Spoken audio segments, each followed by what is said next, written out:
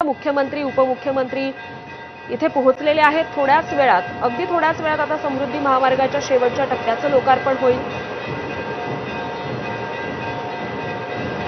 तर मुख्यमंत्री देवेंद्र फडणवीस इथे पोहोचलेले आहेत। सोबत उपमुख्यमंत्री अजित पवार देखील आपल्याला दिसतायत। त्याचबरोबर मंत्री दादा भुसे देखील इथे उपस्थित आहेत।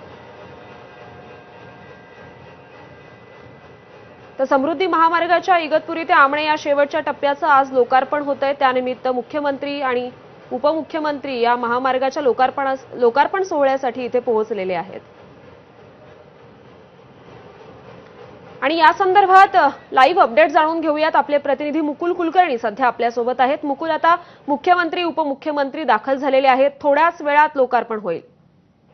बरोबर आहे, आपण बघतोय की राज्याचे मुख्यमंत्री, दोन्ही उपमुख्यमंत्री, शिक्षण मंत्री दादा भुसे हे आता पोहोचलेले आहेत।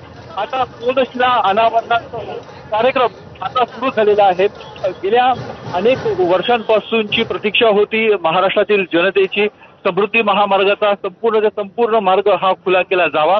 आता 76 किलोमीटरचा हा शेवटचा टप्पा आहे इगतपुरी ते मुंबई पर्यंतचा, आणि या शेवटच्या मार्गाचा आता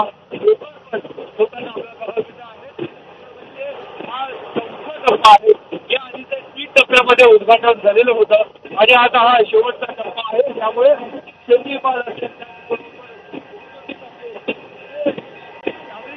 मुंबईपर्यंत प्रवास असतो,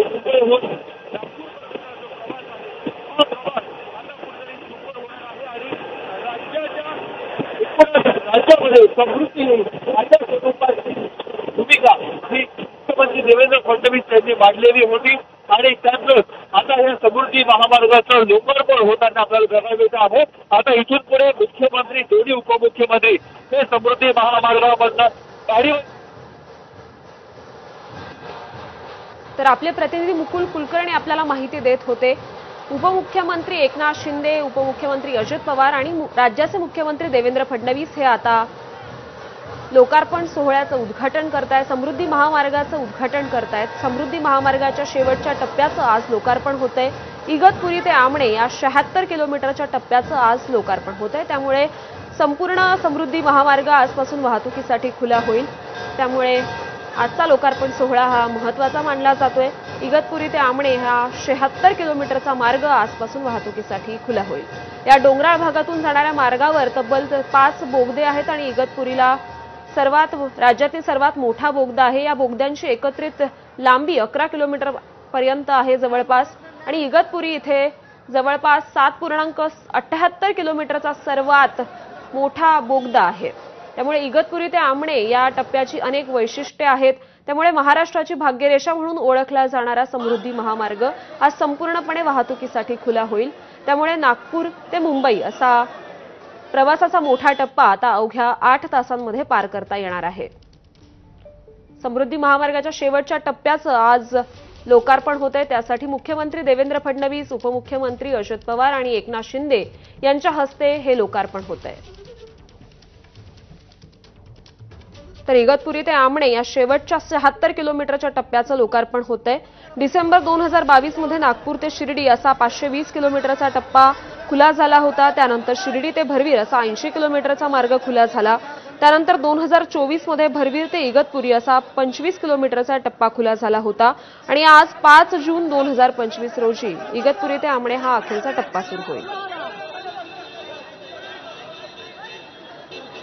तर ही लाईव्ह दृश्य आपण पाहतोय। उपमुख्यमंत्री एकनाथ शिंदे हे ड्रायव्हिंग सीटवर बसलेले आहेत, त्यांच्या शेजारी मुख्यमंत्री देवेंद्र फडणवीस हे बसलेले आहेत।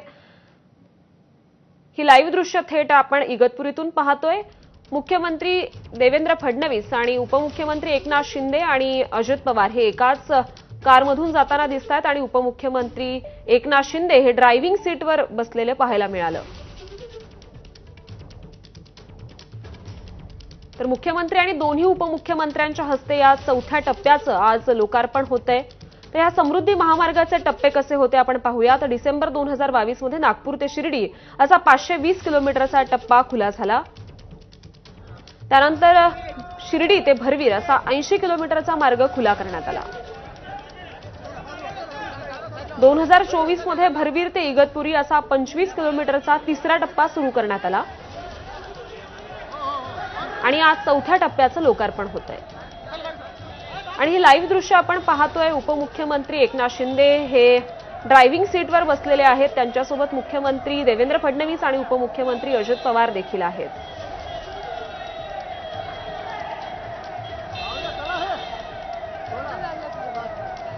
तर मुख्यमंत्री आणि दोन्ही उपमुख्यमंत्र्यांच्या हस्ते आज चौथ्या टप्प्याचं लोकार्पण झालेलं आहे। इगतपुरी ते आमणे हा 76 किलोमीटरचा मार्ग आज वाहतुकीसाठी खुला झाला आणि या संपूर्ण घडामोडींमध्ये उपमुख्यमंत्री एकनाथ शिंदे हे ड्रायव्हिंग सीटवर बसल्याचं पाहायला मिळालं। समृद्धी महामार्गाचा शेवटचा टप्पा अर्थात आमणे ते इगतपुरी हा 76 किलोमीटरचा टप्पा आज लोकार्पण त्याचं करण्यात आलं आणि तो वाहतुकीसाठी खुला करण्यात आला आहे।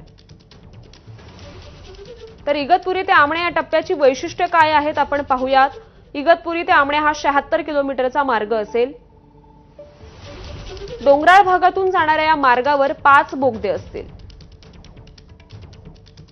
बोगद्यांची एकत्रित लांबी सुमारे 11 किलोमीटर आहे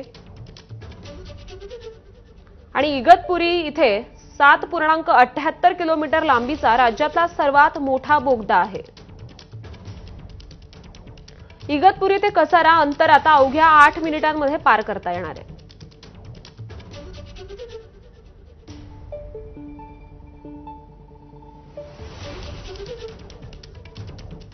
त्यामुळे मुंबईला विदर्भाशी जोडणारा हा महत्त्वपूर्ण महामार्ग आज संपूर्णपणे वाहतुकीसाठी खुला झालेला आहे।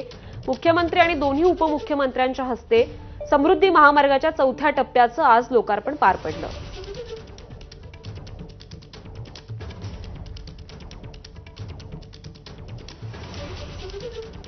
तर समृद्धी महामार्गाच्या शेवटच्या टप्प्याचं लोकार्पण सुरू असताना उपमुख्यमंत्री एकनाथ शिंदे हे मुख्यमंत्री आणि उपमुख्यमंत्री त्याचबरोबर इतर मंत्री देखील उपस्थित असलेल्या कारमध्ये ड्रायव्हिंग सीटवर बसलेले पाहायला मिळालं आणि हे आश्चर्यजनक होतं।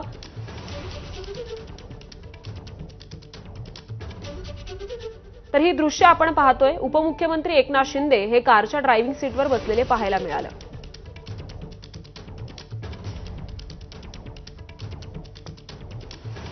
तर समृद्धी महामार्गाचा शेवटचा टप्पा इगतपुरी ते आमणे हा या लोकार्पण सोहळ्यासाठी मुख्यमंत्री दोन्ही उपमुख्यमंत्र्यांसह उपस्थित होते।